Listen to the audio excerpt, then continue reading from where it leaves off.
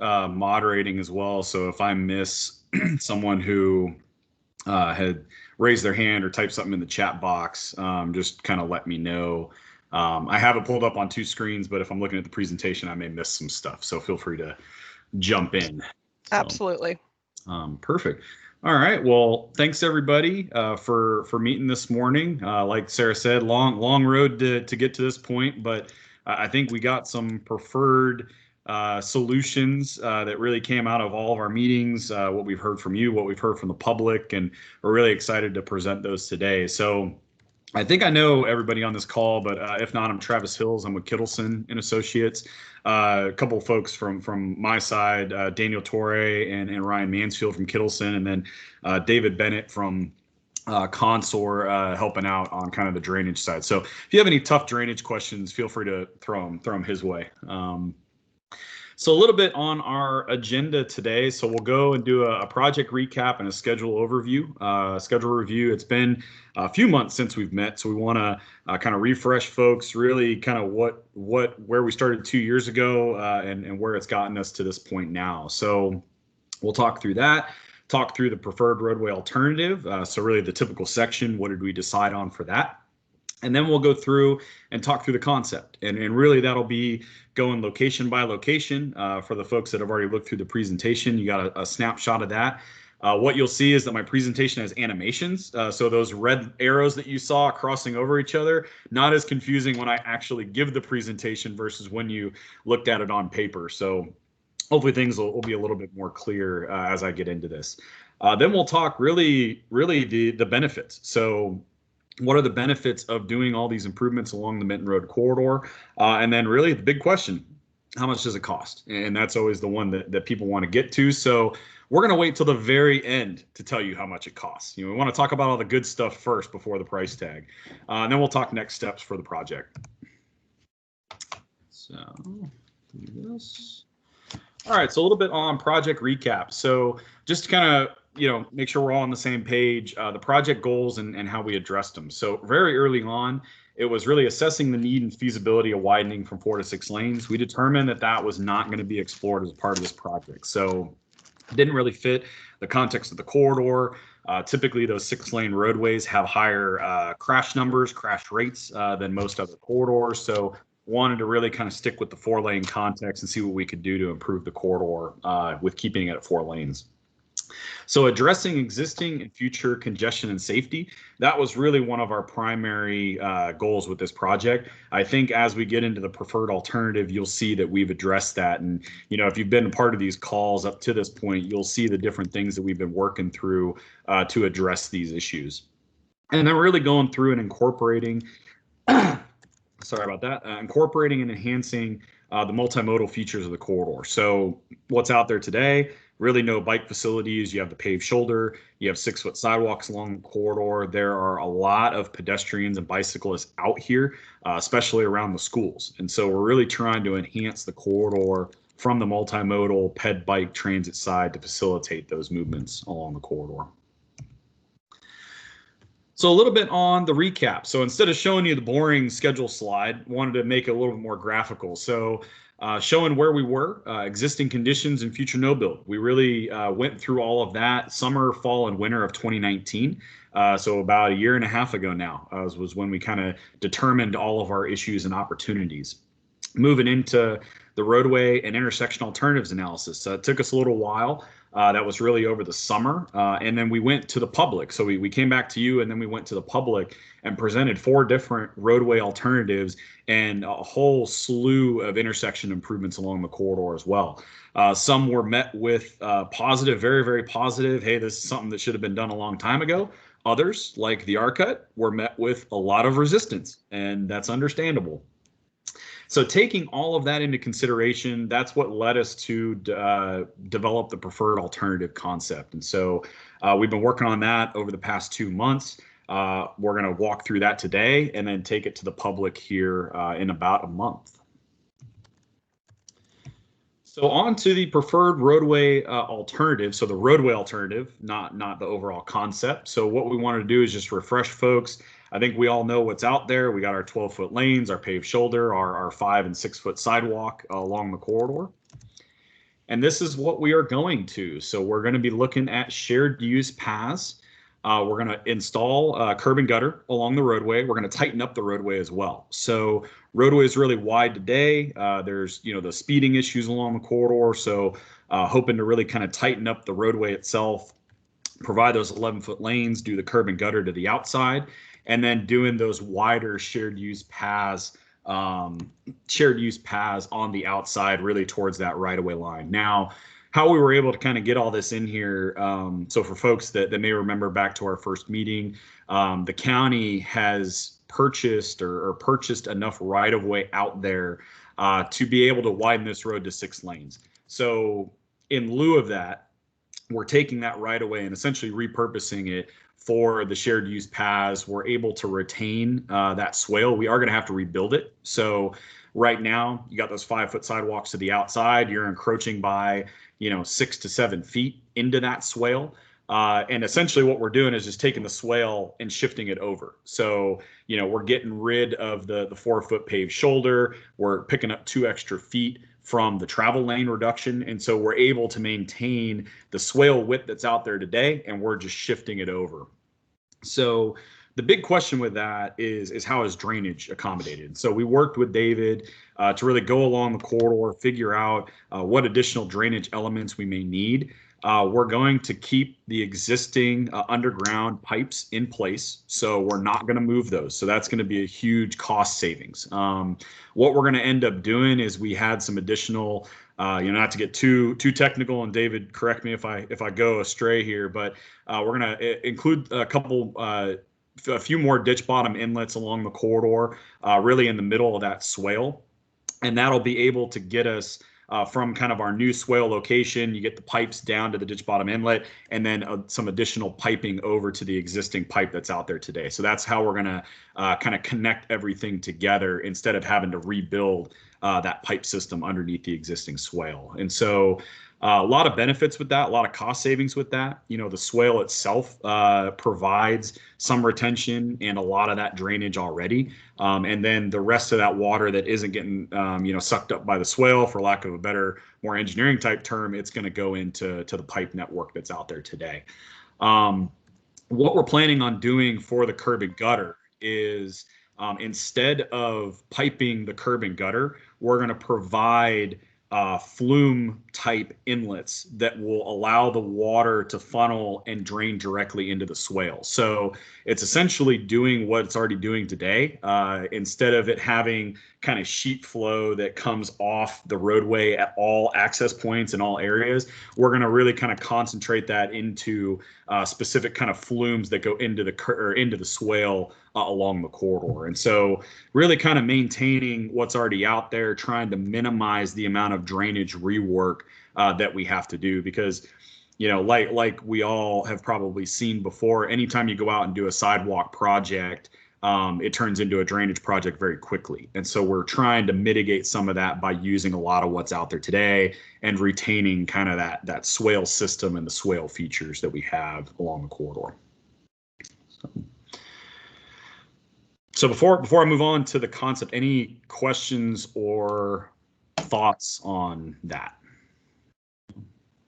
Yeah, go ahead, Scott. I don't know if this is a net addition of impervious. It probably is close to not, but is there already, do we think, enough retention that additional retention doesn't have to be constructed? Yeah, and so David, feel free to jump in as well. But go ahead. I'm sorry, Travis. I'll let the drainage engineer. Well, you're doing very well, so I was like really going to log off since you explained that pretty well. So, yeah, I mean, our net, any net increase would be pretty minimal at best, and even if something did happen and we did have a net increase in impervious, and there may be some slight attenuation, those DBIs that are in the ditch, in the swales right now, we could raise those tops up a few inches and, just hold some water back for a little bit. That would even be good for the water management district to show that maybe we are, maybe just treating a first flush or something like that if they had that concern. But the good thing about what we're proposing here is, we shouldn't trip any permitting categories in terms of having to provide treatment. Even though we are adding curb and gutter, we're really not changing the intent of the existing system, with the free flow into the ditches. It's just going to be at more points, because of the flumes. And, if the water management district came back and complained about that, we could just add additional flumes to keep more of a steady flow, more spread out properly instead of the sheet flow that's occurring now. But like I said, the increase in impervious would be probably negligible for this project. And if it wasn't, we could do little things like raise the inlets an inch or two, just to, hold back just a tiny bit to provide a little bit of attenuation. Thank you. Awesome.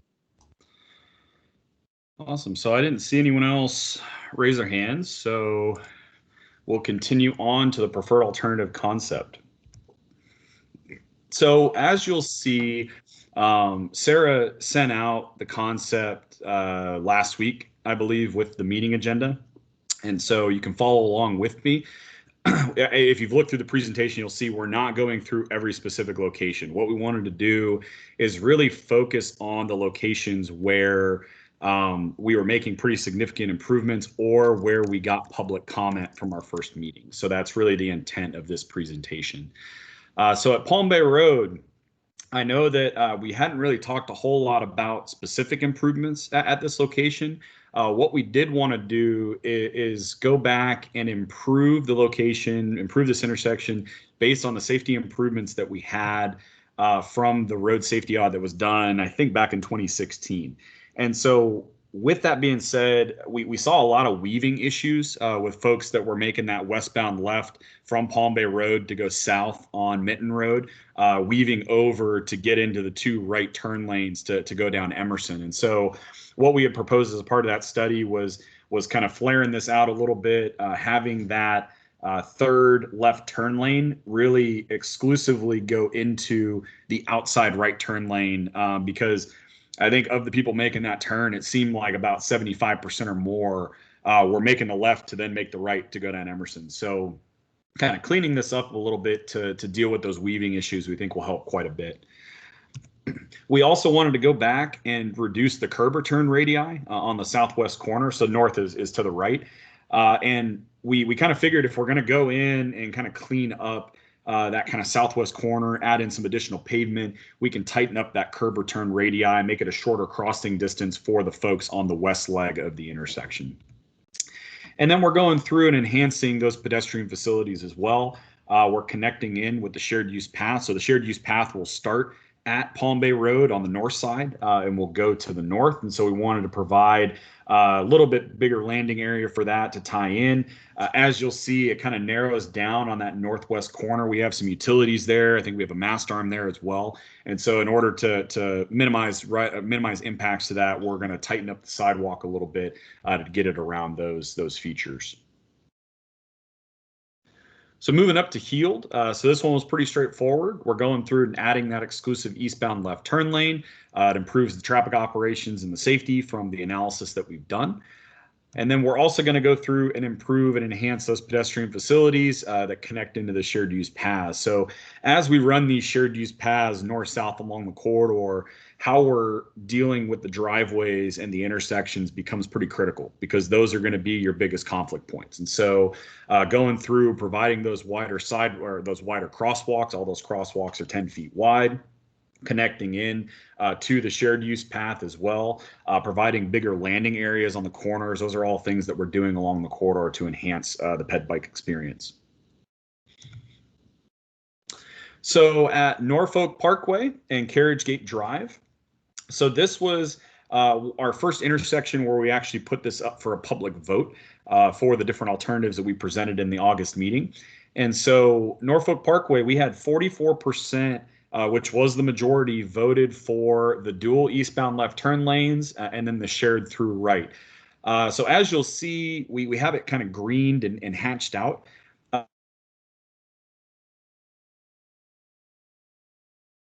Travis, we just lost you. To not provide conflicting information.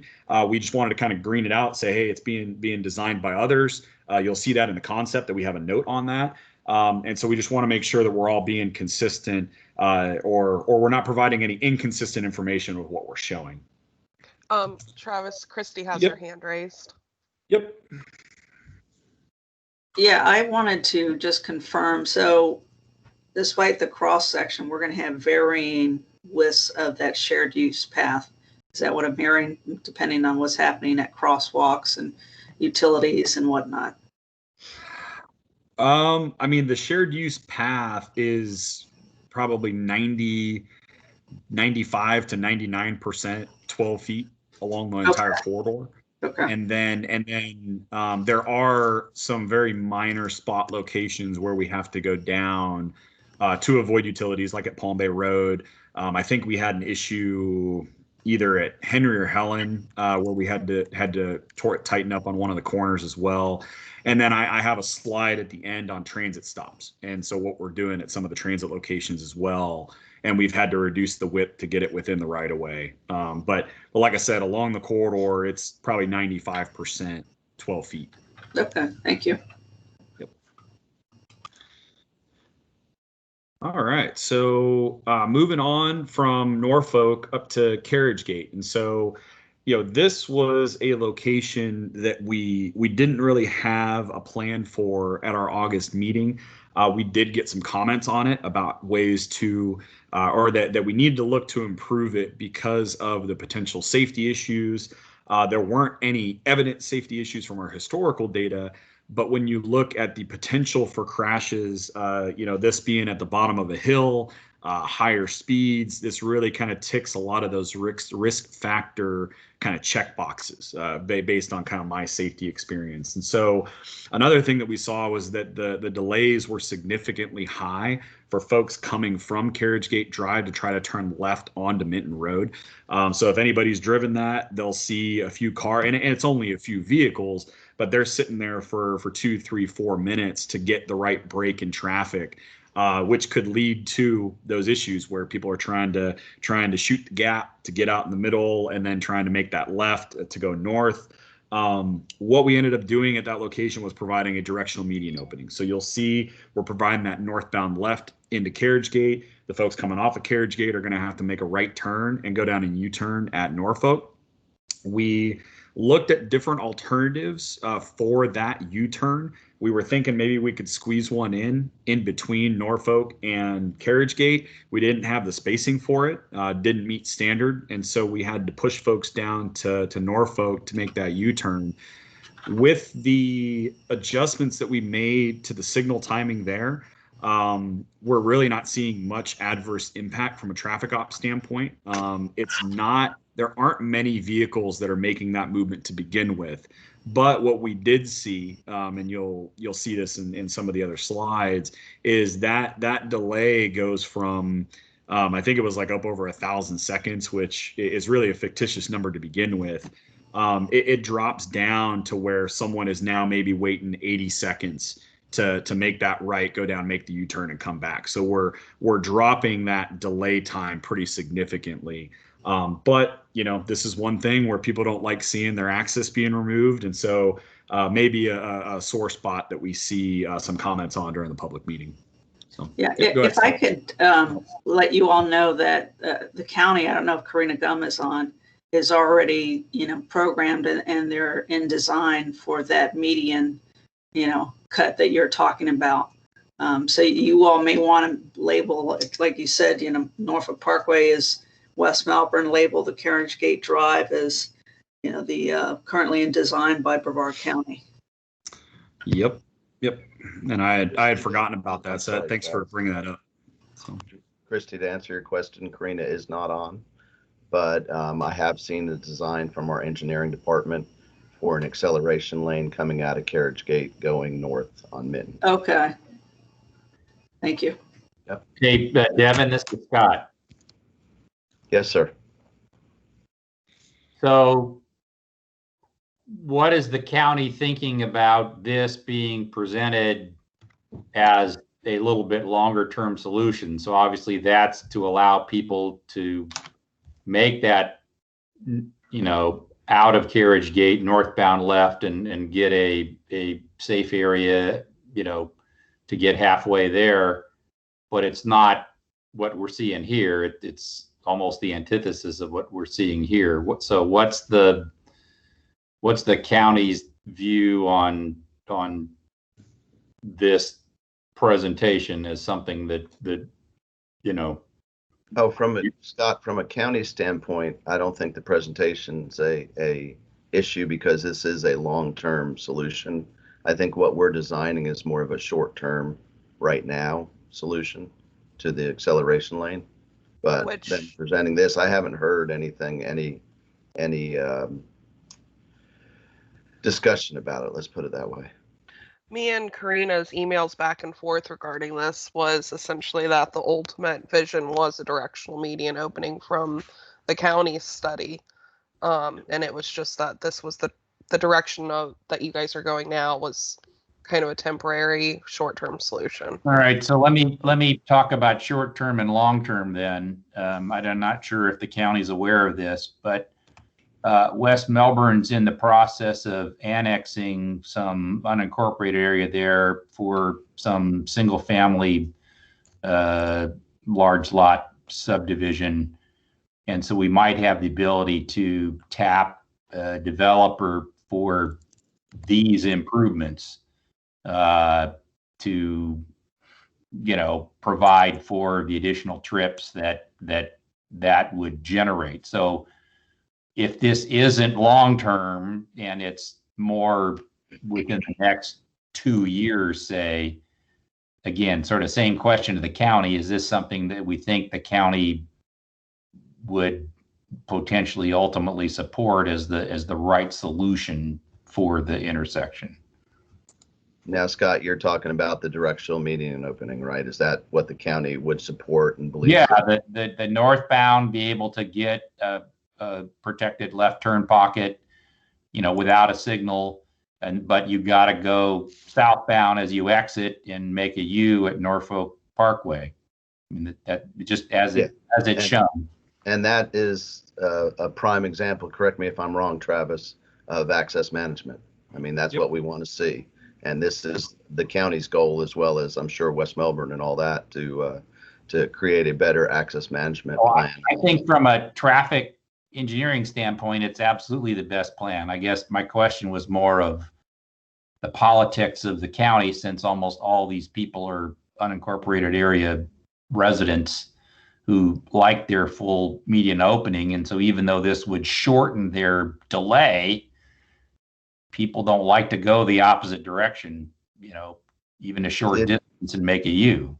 I did not attend the public meetings, so I don't know what the public said, but I have not heard anything, or if Karina's the powers to be, I've not heard any resistance to it.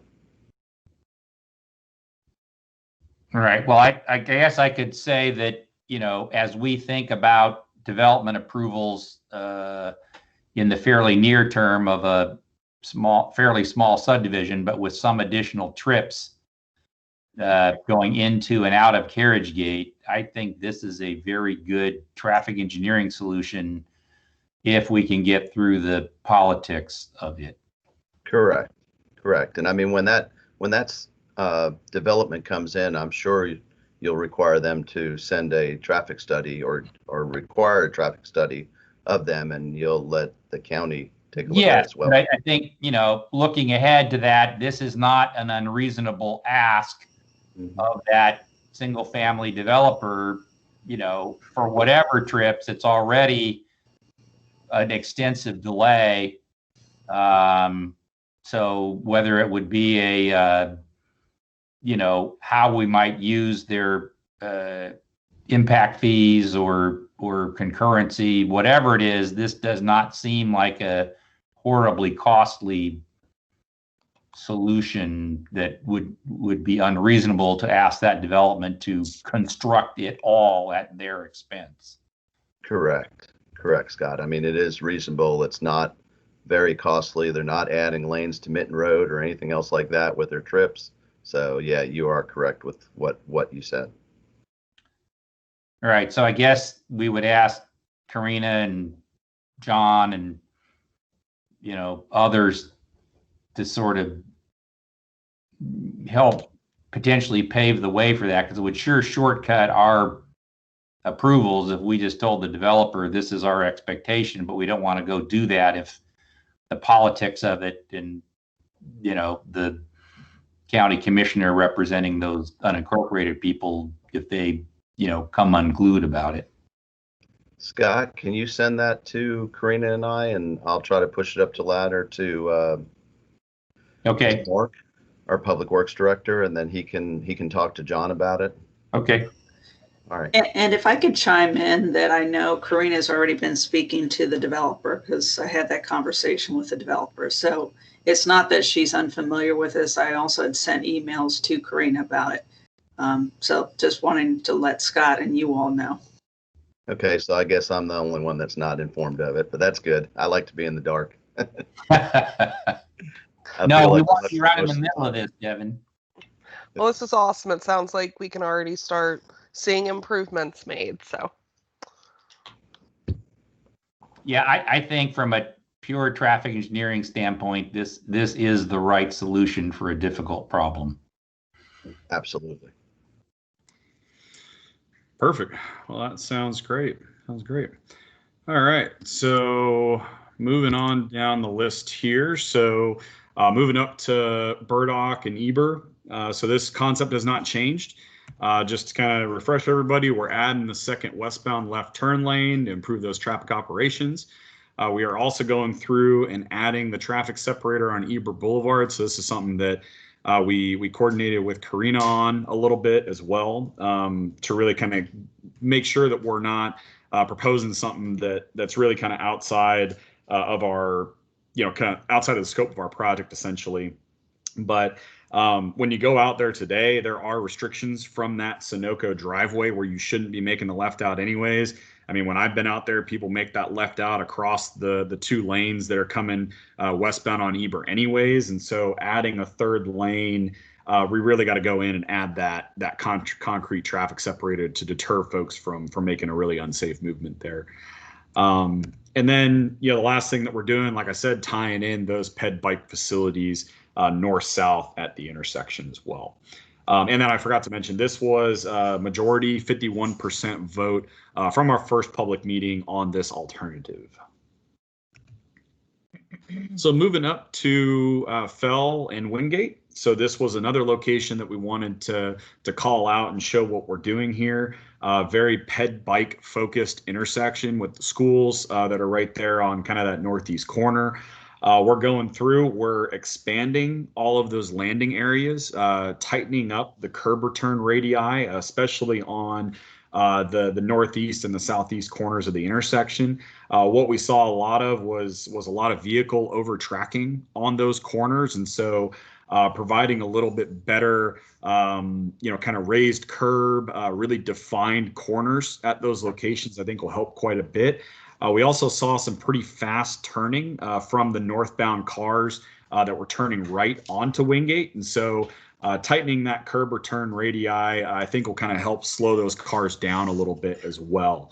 The other feature that I wanted to point out is we're actually providing median refuges for the east-west crosswalks in the medians as well. And so, most of the time from what we saw, the kids were getting the crosswalk. They were making it all the way across. But, if in the future you have some kids that get a little anxious, want to try to run out in the middle of the road, they'll at least have a place where they can stage before making that second part of the crossing as well. So, and I do see, I think we have Eric. Yep, yeah. We have Eric with his hand raised.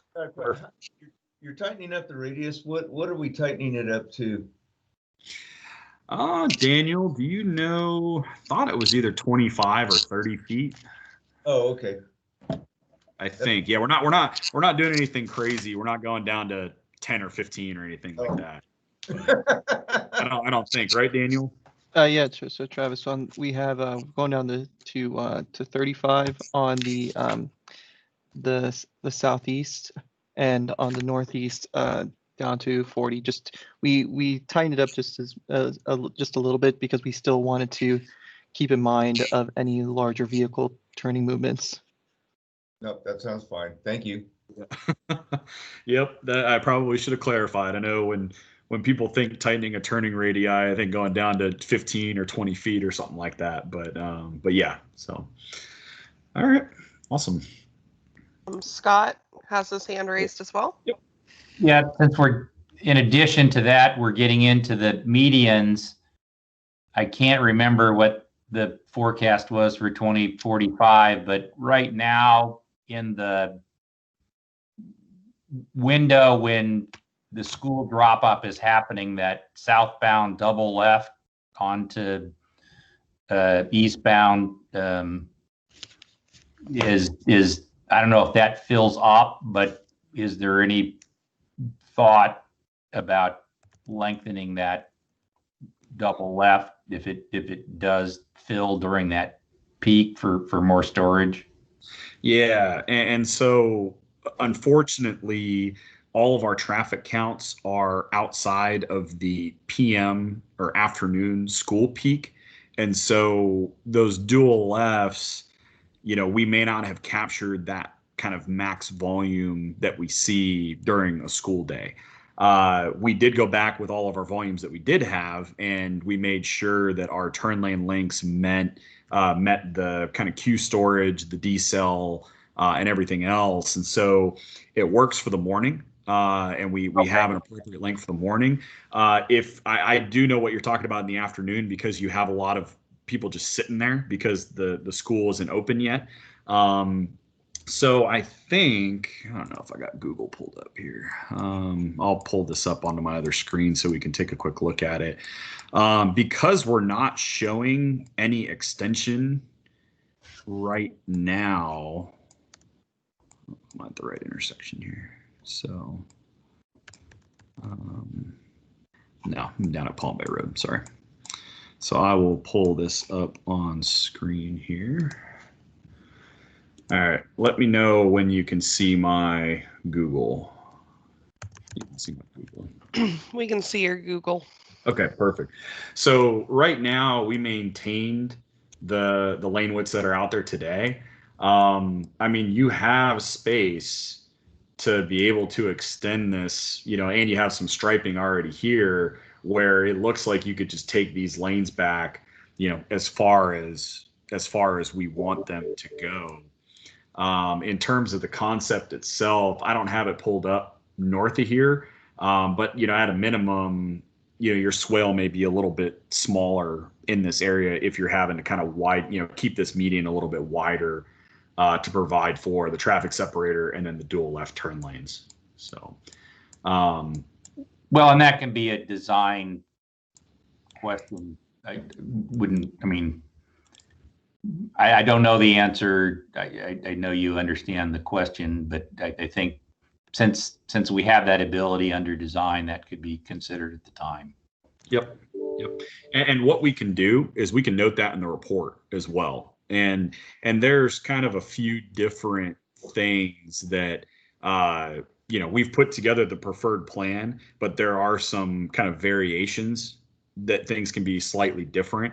And so we're going to go through and kind of note that in the report to say, instead of doing this, this could be another option, or in this case, we've proposed these improvements at Wingate. You can also look to extend these left turn lanes to accommodate queuing for the PM school hour, that kind of thing. So. Okay. Thank you. All right. Yeah, no worries. All right, so moving up to Milwaukee and Heritage Oaks. So this was probably the most contentious location that we had from a comment perspective at our public meeting. So if you all remember, we proposed an R-cut here. It significantly improved delay. I think it helped overall kind of the operations of the corridor in this area. Folks were very opposed to, like Scott had said before, turning right, going out of their way to make a U-turn instead of just directly turning left. There's some comment or potentially just looking at more basic intersection improvements. And so something that we probably should have looked at originally was looking at adding turn lanes on the westbound and the eastbound approaches. And so specifically on the Heritage Oaks side, we went back and ran the operations, and we think that adding a westbound left instead of going the shared through and left is a good alternative. It really checks a lot of the boxes in terms of operations, in terms of safety. We also have the right-of-way out there. We actually have the pavement width out there, so we don't even have to touch. We have to touch a little bit of the curb and gutter on the north side, but then we're going into the median on kind of the south side of that west approach to squeeze that left turn lane in there. So like I mentioned, this was something that came out of the public meeting. Folks were having a hard time turning left out of here. There was a lot of perceived safety issues with the permitted left turn phasing. Folks were complaining they couldn't get out. They were sitting through 2 or 3 cycles, that kind of thing.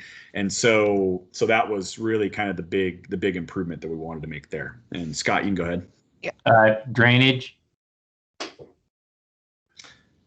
Drainage on the that improvement in terms of, if you can't get it all out of the median and you're into the, I don't know where the drainage inlets are and how that ties in with the. Yeah. And so from what we saw out there were a few inlets on that. Actually, no, there are no inlets in the area that we wanted to rebuild. I think that was one of the benefits with this. Okay. So here's what we're doing as a result of a specific traffic study, as a result of the council's decision to extend Heritage Oaks to Doherty and extend Doherty, and is if you can move your Google Earth further to the east, we're actually creating more stacking on a very short-term basis, about ready to go out to bid, and we're desperately trying to avoid that drainage inlet that's sort of there. So we got some additional right-of-way from the homeowners association, but it's really to create more stacking, for the AM peak. But you can see that drainage inlet, you almost had your hand on it. So we're getting a little minor, stacking in there, but we had certainly not thought about trying to do more with that, and we don't have it in our current project budget nor design. But I just sort of wanted to, I'm not as familiar with the interaction of our drainage and the county's drainage sort of closer to the intersection. Yep.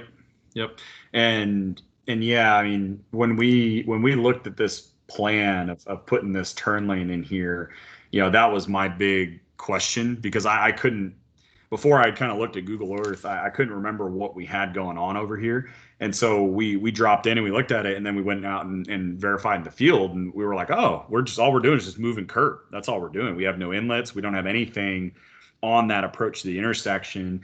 And because we're, essentially paring back down to existing, probably right around where those inlets are going to be. Really, this is the only pavement that we're adding is in the orange here. And so everything else that we have is all existing.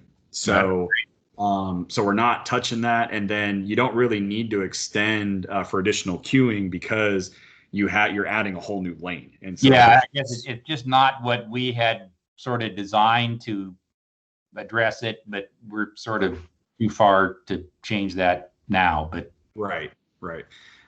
And Scott, the other benefit with this, and we've been talking about kind of the traffic side, from a safety perspective, this is a much safer approach as well. And so, that was the big concern that we were hearing is, with that shared through left, I'm having to try to gun it to make the left turn to go south before, a vehicle coming across from Milwaukee goes into the intersection. And so folks just didn't feel like they had enough time and were making that left turn maneuver safely. And so providing that exclusive left turn lane, you can do that as a permitted protected. So you can have that protected phase, let a lot of those vehicles go. You have your green bulb that shows up, and then folks can continue to make that left when it's safe, that kind of thing. So I'm presuming on the other side on Milwaukee that probably would want to have 2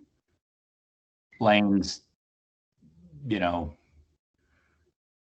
I see it sort of hashed green. I'm not sure what that means. Yeah. So if you all look, or if you have the concept pulled up, I think it's page 9A in the concept. And what that shows is a few different alternatives for, let me do this here. It shows a few different alternatives for adding an exclusive eastbound right turn lane. And one of the things that we heard or that Sarah heard through discussions with you all, the city, was, there may be some development in the future. We wanted to try to have a plan for, all right, we need this on this eastbound approach. We didn't want to recommend a preferred, alignment, so to speak, at this point. And so we presented 3 different alternatives, essentially a south widening, a center widening, and a north widening, to add that turn lane in. And so you'll see that there's some different impacts with that. You have some, you have the sidewalk, you got some utilities on the south side. When you get into the north side, you have the swale for the BP gas station. So there's some different kind of pros and cons to each of those alternatives. But kind of taking a step back to your original question, Scott, about the approach lanes, we looked at the traffic volumes, and the eastbound right turn was the highest turning volume on that approach. And so there's kind of a couple different ways to approach it, right? One is, I want to make it balanced, so I want to add an exclusive left. You can have protected left turn phases on both approaches, and everything is kind of balanced.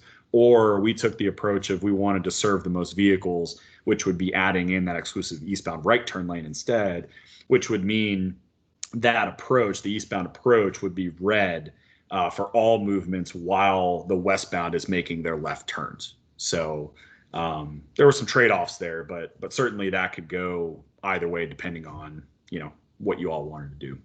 So sorry, pretty long-winded. No, that's all right.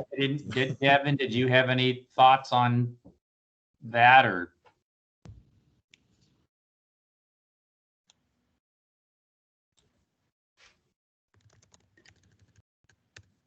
Scott, this is Laura. I think Devin had to step away for a few minutes.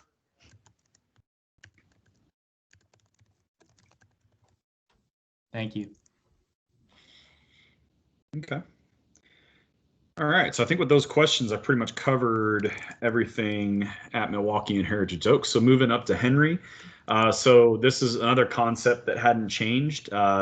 This actually got a pretty favorable, I think this is the most favorable concept from our August meeting. So we had about 63% of folks voted for this concept to add the dual lefts coming westbound. I've switched it around. North is now north is to the top of the screen now. So adding that second westbound left turn lane, going through, adding access management improvements along Henry, really to improve safety. So really along the same lines of Eber, we don't want folks making a left turn, across 3 to 4 lanes to get out of a driveway. And so what we're doing to help prevent that or help mitigate that is we're creating the new left turn lane from Minton Road into the USPS site, into that kind of southern driveway. So hoping to accommodate all those folks and really kind of take that into consideration when we're starting to restrict access a little bit. So now really kind of one of the bigger questions is, how are we tying this all together? So there were some considerations that went into this. We were initially going to end the shared use path at US 192. US 192 is the northern terminus to our project. There were some, like I said, there were some issues with that. What ended up happening was, when you look at the east and west sides of the road as you approach 192, You do have an opportunity to maybe have that wider shared use path on the west side, maybe up to the Lowe's driveway. Once you get north of the Lowe's driveway, there's the bank that's on the southwest corner of 192 and Minton Road. You really don't have much room there to do anything. If you're going to be widening at all, you're going to be getting into parking, which anyone knows. You get into parking, you're getting into business damages, potential whole take. You're talking millions of dollars for that type of improvement to widen a sidewalk from 6 feet to 12 feet. So ultimately, when we were looking at kind of the logical termini, we said, okay, let's keep it at Helen Street on the west side. When you look at the east side, that east side was pretty much rebuilt from US 192 to about where we have the pavement break tying back into existing. And so as part of the turn lane project at 192, they rebuilt that south leg, kept a lot of the open drainage out there. They rebuilt the sidewalk at least down through the 7-Eleven property on that east side, on that southeast corner. And so instead of coming back in over the top and saying, okay, we're going to then go back out and rebuild all of this again, because we'd have to make some swale improvements. We may have to take out the paved shoulder, doing a lot of the same things we're doing along the corridor at this intersection. We didn't want to go out and rebuild it twice. So we're just saying, all right, logical termini, Helen Street. The added benefit of this is there is the middle school that's right around the corner, or sorry, the elementary school that's kind of right around the corner on Helen Street. So there is a 8-foot sidewalk that's on this south side of Helen Street that if we bring our shared use path up to that, we can tie into that and really kind of get with that kind of safe routes to school kind of mentality tying in there. We were also kicking around some ideas of, maybe putting the shared use path over onto Meadow Lane and having that be the route that gets you up to 192. A little bit less traffic. The Meadow Lane 192 intersection is a little bit less daunting than the 192 Minton intersection is. And so some different potential alternatives there to kind of keep this thing going if you all wanted to explore that. So sorry, I forgot to use my arrows, but before we move on to what we're doing with the transit stops, any questions or thoughts? Yeah, go ahead, Scott. Just in terms of potentially continuing north to 192 via Helen and Meadow Lane, there's a lot of room there, and that's a very low vehicle, street. So that's not necessarily a bad idea to get you all the way to 192. Yep. And that was our exact thought. I think Ryan actually came up with that, and he was kind of asking, oh, what about putting something on Meadow Lane? And I was like, that's a good idea. And you can maybe come into here if you have the space and widen the sidewalk on Helen Street to be a little bit wider, and then maybe you kind of clean up this all-way stop intersection at Helen and Meadow Lane, add some ped features there, and then you can continue that shared use path up maybe the east side of Meadow Lane up to 192. So that was something that we had thought about and something that we'll add to the report. Yeah, I think just in the report, just some narrative, that would be a good thing just to have so that, that thought doesn't get lost, because it's a good one. I think it could also potentially be a safe routes to school eligible project where you could get some of that grant funding to help pay for it. This is Christy. Would the county do that safe routes to school? Because Helen is a county road. Well, it is now, but we're about ready to accept both Helen and Meadow Lane from the county because we want to finish our replacement of our large sewer force main. And, since Devin's off the call, he can close his ears. No, I'm back, Scott. All right. Just did one the county permitting. So I talked about having us pick that up as a city facility, and in the long term, the county avoids all those maintenance costs. So it's good for the county, and we avoid getting hung up in permitting for a long time with costs, and whether we have to remove the old one or we can fill it with flowable fill and all those things that you're going to cause that project to delay by a long time. So Yeah, I had heard that. With these knowledge, we're going to take picking that over up. Helen That's and go to Middle Lane. fairly soon. So, Scott, even with the changes in ownership and such, you would probably still need to coordinate with the county to do a safe routes to school application, because it does have to be it is a LAP project, so it's administered via LAP. So, but that would just be some sort of agreement between the two entities, but it's definitely, I think, a possibility.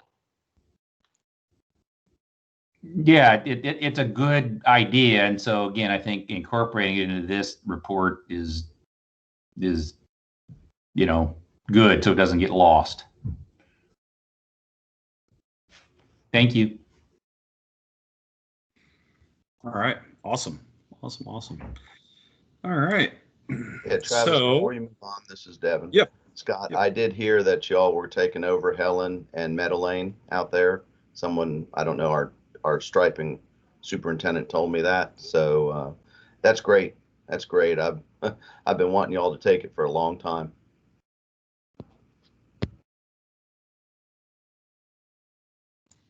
Scott, you may be muted. Yeah, and Devin, there's one more that's coming along with that, and that is fell between Minton and the park.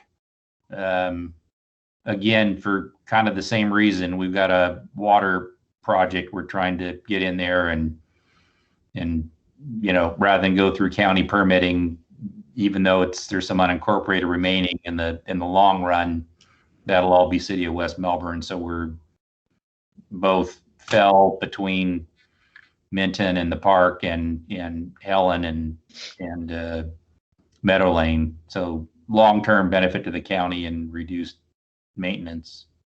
Perfect. You won't hear any objection from me or the Public Works Department.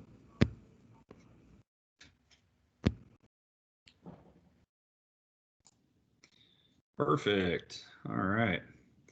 So my cats are deciding to be the most active they've been all week, and they're hissing at each other and chasing each other around. So if you hear some things, I apologize in advance. But so to kind of finish out the presentation, transit stop improvements. So this was one thing that we really wanted to focus in on. It was something that we heard from Terry and West Melbourne and the group in our early on meetings is we really want to make sure we provide areas for potential improvements to the transit stops, especially the ones on the west side that are a little bit newer. So what we were able to do is go back in and we have a couple examples along the corridor of existing transit stops that didn't have a shelter, and what we're doing to help improve those, and then existing transit stops with the shelter and with everything else, and how we're getting those to interact with the shared use path. And so what we have just north of Eber Boulevard,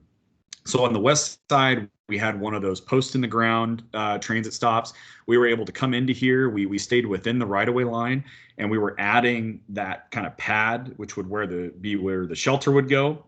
Now, in this case, going back to Christy asking about the width of the shared use path, we had to narrow down the shared use path, and we were able to still get, at least the 6x8 landing pad available for really to meet those ADA requirements at that transit stop. So we're able to maintain that width, put that transit stop right at the right-of-way line.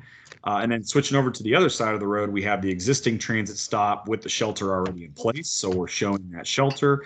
You'll see the existing sidewalk is right here. We're widening that into the swale. And then we're providing that boarding and the lighting area and that sidewalk connection out to the roadway. Terry has his hand raised. Perfect. Hey, Terry. So I want to clarify something regarding the first location at the top of the screen when you mentioned the pad and you mentioned shelter. The size of the pad mentioned is a boarding and the lighting pad only. It will not accommodate a shelter. When you said 6x8, for a shelter, you're talking about 11x17 or larger. So I didn't want to have it confused the expectation of a shelter. It's more just the board and the lighting pad, which makes it ADA compliant, but no shelter component to it. Well, so what we were able to do is accommodate the 6x8 ADA pad Right. in our shared use path design. And then this little box in the back, that would be where the shelter would go. Okay, gotcha. I Yep. copy. Thank Yeah, you. sorry I didn't make that clear. But I had the same question, Terry, when we went through this last week. So Thanks, Sarah. Yep. I know you're well versed in it as well, so thank you. yeah. Thanks, Travis. Yep, no worries. All right. So a couple other locations that we wanted to call out. So just south of Wingate, you'll see pretty similar situation to what we had at Eber. We were a little bit tighter, though, in the right-of-way, just because of all the turn lanes that we had at the intersection. And so you'll see we bring that shared use path on the east side. We actually are able to maintain that 12-foot width, and it just runs right in front of the existing shelter that's out there. We're right curb tight, and so we have enough area for that ADA pad right in front, or accommodating that in the shared use path area. What you'll see on the west side, though, we're able to still maintain that shared use path width. We do have the little bulb out, a little box on the back where the shelter could go, where a new shelter could go. And then you do have the little stub here for your landing pad that gets you out to the curb and out to the roadway. So, yeah, go ahead, Scott. That's the city's park.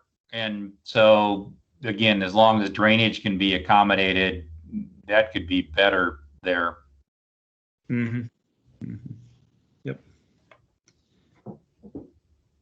All right. And then the last example that we wanted to show was north of Henry. And you'll see the east side is pretty typical for what we were showing down at Eber. The one thing we did want to notice on the west side, how it's a little bit different. So this one, we were able to maintain the shared use path width, but we did have to kind of jog it a little bit closer to the road so that we could make room for the transit stop or the shelter on the backside. And then you do have kind of that little stub that gets you out to the roadway for the boarding and the lighting pad. So kind of three different examples of ways that we've had to accommodate, or ways that we were able to accommodate those transit stops and adding in those shelters. And so, pretty much along the rest of the corridor, all the other transit stops fit into kind of one of these three example scenarios, more or less. Yeah, that's also either Melbourne Tillman, if it stays that far south, or if it goes further north, that's the city's police station. So again, city property, we could probably make that better as long as there isn't, utility conflicts, drainage, whatever. Right. That's a great point. Great point. Yeah. All right. So moving into the benefits of all of these improvements. And so what you'll see, and a little bit of what I was mentioning before, looking at the intersection specifically where we're making pretty significant improvements, you'll see that there's a lot of orange and red, lots of E's and F's on that side of the table, and that's going to be your 2045 without any improvements. So kind of your no build scenario, lots of E's and F's there. Especially, like I said, carriage gate, we just put greater than 200, but it's closer to about 1,000 in that delay. So pretty significant when you're getting into what's out there today. With improvements, so with everything that I've shown here along the corridor, really the only thing that you see is Norfolk in the AM is still at level of service E, but you did improve you're about level service F 105 seconds of delay down to 70 seconds of delay, level of service E in the AM peak hour. Everything else you'll see lots of C's, lots of D's with pretty low delays. You got some B's and C's in the AM as well. And really to further kind of emphasize that carriage gate improvement, you see some pretty significant delay decreases when you go through and do that directional median opening. We also wanted to look at travel time as well. And I know this can be a little bit tough because, we may not be able to go through and improve every single intersection at the exact same time. But what we wanted to say is, okay, if all of these got implemented by 2045 along the whole corridor, we actually went and ran those numbers, and you're seeing anywhere between a 9 and 28% reduction in travel time along the corridor. Now, percentages are great. Unfortunately, the raw numbers are probably less than that, just because you're dealing with anywhere between 5 and 10 minutes, and so you're talking like a 1 minute, 2 minute delay reduction, which doesn't sound like a whole lot. So that's why we wanted to use the percentages, especially when we go talk to the public about it. But I mean, when you go back and add that up over every vehicle that travels along that corridor for every day during a year, you get some pretty significant travel time savings on the whole as kind of the general populace. So. All right, and so now the question of the slide that everybody's been waiting for, the cost. And so what we're seeing overall, it's about a $13.5 million project. So that's going to be all of your intersection improvements and your shared use path improvements and all of the associated drainage impacts that go along with that. At Henry, we do have those potential right-of-way costs. So if nothing can get worked out with the Postal Service, we are going into their property. So we're looking at about $1.5 million, maybe a little bit more of a right-of-way take to include that second westbound left turn lane and those access management improvements. So what we ended up doing here was we just wanted to break out all of our kind of primary intersection improvements. The remainder of the corridor, that's all of the other intersections where we're just making ped bike improvements, and it's all of those roadway segments where we're going in and reconstructing to add the shared use path and the swale and the curb and gutter. So with that being said, any initial sticker shock? Any thoughts? I think that's pretty doable for the benefits gained. I mean, obviously, this is a lot less than some of the other alternatives. I think that doesn't shock me, for one. Well, that's good. Yeah, I mean, I think you hit it on the head, Scott. I mean, it's just with the benefits that we're seeing, a lot of these alternatives, I mean, pretty much every alternative doesn't have right-of-way impacts. I mean, when you're dealing with alternatives or improvements that have right-of-way impacts, everything gets a little bit more complicated. And so really kind of staying away from that, providing, lower cost, highly impactful alternatives in the long run, I think you'll get a really good bang for your buck when you go and improve it. And, the other part about this is that you really can't quantify the quality of life improvements that you get from adding ped bike facilities either. Adding that shared use path, which makes up a majority of this cost, you can't really quantify a benefit for that besides just that, it's a safer, it's a more comfortable corridor, especially when you have a lot of the, the schools and the kids riding their bikes and everything else along the corridor. So.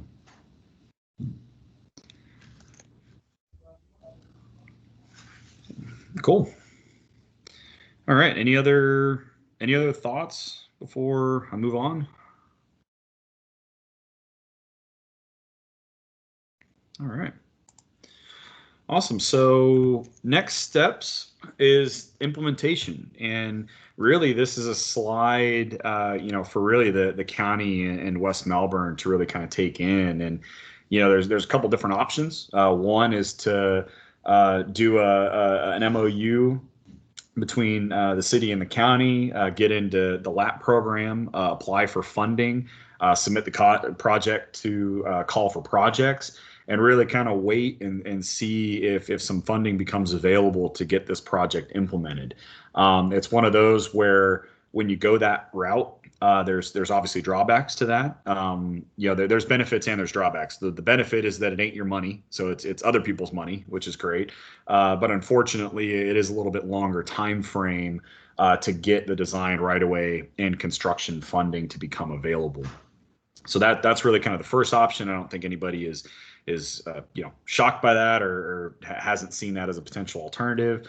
And then the second one is really to pursue local funding for the city and see if there's little pots here and there to make some of the intersection improvements, and then when a bigger pot becomes available, you do the rest of the corridor, or you focus on segments at a time. So Palm Bay to the bridge, Eber to Wingate, Wingate to Helen, that kind of thing. Different kind of ways to chop and slice it up in order to get things moving forward. So benefits of that shorter time frame and probably a cheaper implementation overall. Not jumping through all the hoops. So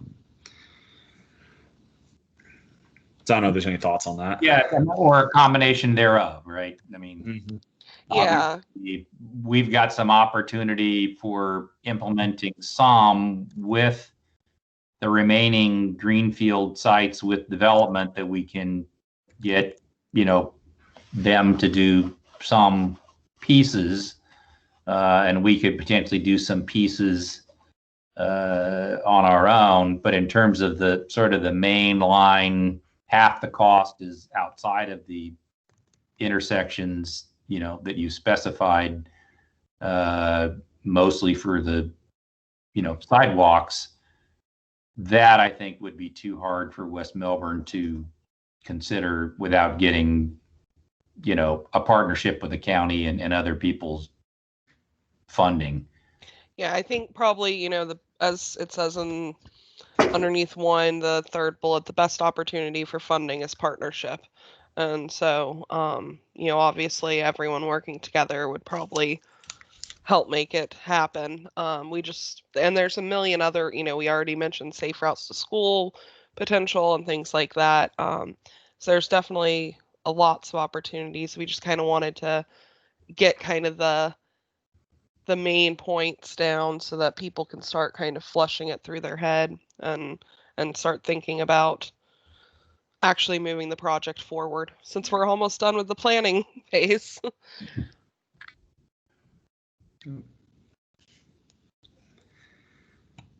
All right. Awesome. All right, so moving on to next steps. So we're in full-on public meeting prep mode, and it sounds like kind of coming out of this meeting, there's no objections to the concept that we're showing. Besides some of the things that we probably need to note in the final report, it doesn't sound like there's going to be any concept updates between now and the public meeting. So what you see is what we're going to be presenting.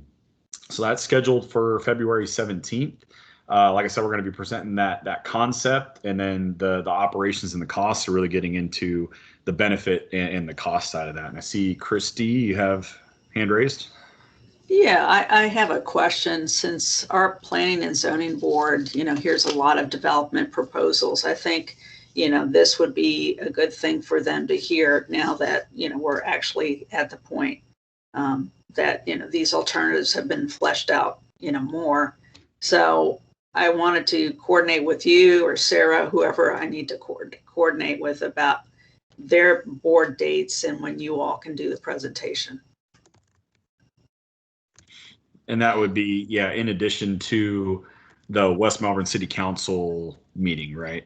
Yeah, but it could be by Zoom. It can be something where, you all are going through basically the slides that you showed us. And if it's just the county, doing it, that works too. But I just think, it's going to help them in kind of understanding what might be happening on Minton. And they're going to be doing, the comprehensive plan update in another year or so. So I just think it's timely. Would you want that before or after the city council presentation? My preference is before. So my preference is February 10th, but if that's not doable, then it could be March.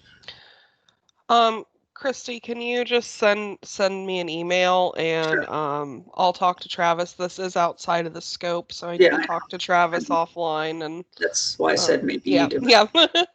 So yeah, if you can just shoot me an email with the February 10th date, I'd appreciate it, and me and Travis can regroup and let you know. Okay. Good. Thank you. That being said, since I'm unmuted, I did want to kind of go a little deeper into talking about the public meetings. So, we're living in unprecedented times. We are really hoping that we were going to be in a situation where we felt comfortable doing a public meeting in person. However, we have made the decision to go virtual. As for those that have attended our public meetings before for these types of studies, they're very interactive. People touch a lot of things and go, and it's just the setup that we generally do our public meetings in does not lend itself well to social distancing and community health. So we had already built out a fabulous website in August. And August we had over 800 people that visited the website, over 200 people that filled out the forms, and I believe it was 70 people that attended our actual public meeting. And so we really had unprecedented numbers attend virtually. So we did make the decision to go virtual. We're tweaking the format slightly, where we're going to open the website February 10th. So people have the opportunity to digest the concept and think about it before we present it February 17th in a short presentation. So we're still going to have that hour block, but Travis is going to abridge it down to like a 10-15 minute presentation. So then the public then has 30-45 minutes to basically ask questions or state anything that they would like to state. And then we'll keep the website open for another week after that.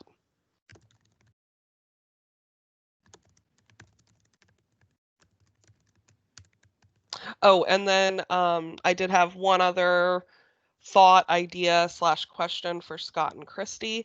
Is we were talking, because we once again couldn't have the in-person version, we were talking about getting you guys a sign and providing you with paper concepts in case anyone was unable to access the concepts via online. What are your thoughts on that? I think that would be great, and that could also be, for the city council presentation, sort of in the room. So if anybody's there at that meeting from the public, they could access those exhibits. Okay. Yep. So before February 10th, Travis and I will get you guys a sign and a board. And we'll just on the board maybe put something like, please contact West Melbourne staff to receive paper concepts, and we'll bring you a stack of concepts, and we'll get that to you before February 10th. Thank you. All right, perfect. All right, so we talked a lot about the public meeting for the presentations. I think we're all on the same page that we're presenting to the city council on the 2nd. And that'll be prior to our board and committee presentations, which will be the week of March 8th. And then Sarah and Christy will follow up on the planning and zoning board potential presentation as well. So that's pretty much it. So we don't have anything else. Appreciate everybody's comments and time. I don't know if we have any other questions, comments, concerns. I just want to say thank you to Sarah and Travis and everybody on the Kittleson team. I think this is a very good product, and look forward to seeing it being brought home. Yeah, good job, Travis, Sarah. Yes, thank you. This is Karen with District 5. Thank you all. Great job. Yeah, I want to say from all the alternatives, it's a very clean and streamlined looking approach. And I think be very easily implemented. Good. That's what we're hoping. We're tired of putting projects together that are 30 years down the road. Want to get stuff built. So. I also wanted to say from the county standpoint, from Public Works, to thank you to Travis and Sarah and the whole TPO and West Melbourne for working together on this. Appreciate it. Thanks, Devin. Well, thanks, guys. I think it's kind of funny because, when we initially drafted up the potential alternatives, I think this one was kind of the one that everyone's gut said was the one that should move forward. So, but, we did our due diligence of working through it with the public and, making sure that they had their opportunity to have their, voices heard about the corridor. Now we wait and see what else gets brought up on the 17th. Cool. All right. Well, Sarah, I don't know if you have anything else, but I think we can probably adjourn early. Yeah, I think we're good. Once again, thank you to the whole technical committee for, hanging in there with us through the past year and a half. And I hope some of you guys will either attend presentations or the public meeting as we move forward the next couple months. Once we have the final report done, I'll send it out to all of you guys as well as post it on our website. So everyone should have it. I don't think you guys will get any more Minton minutes because I think we're pretty much done. So I'll miss sending you guys my cute little newsletters. But with that, thanks everybody, and everyone have a great holiday weekend. Thanks, Sarah. Thanks, Travis. Thank you so much. All right. Thanks. Appreciate it. Bye-bye. Thanks, Guys. everybody. All right, bye-bye. Bye.